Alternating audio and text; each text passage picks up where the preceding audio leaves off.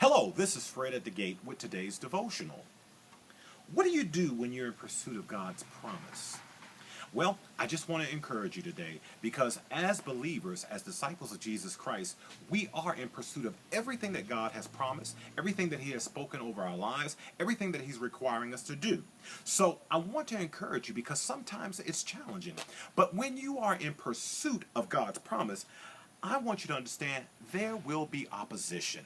It comes from within as well as from without.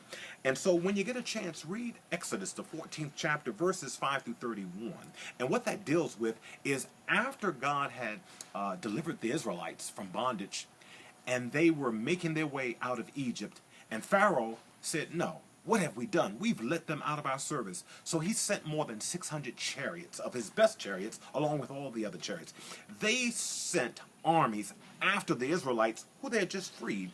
And so when the Israelites saw the armies coming, they were fearful. And what stood before them was the Red Sea. So there was opposition because Pharaoh now was on their tail, coming to destroy them. That's the opposition from without. The opposition from within were the Israelites. They began to complain to Moses. Why'd you bring us out here? We told you we'd rather stay and serve in bondage. So understand that there will be opposition. But number two, we need to understand there will be obstructions. Here now, they've got this Red Sea before them. Mountains to the left and the right. God is saying, go ahead, go where? And you got Pharaoh and his armies right behind you coming to destroy you. But be mindful of this.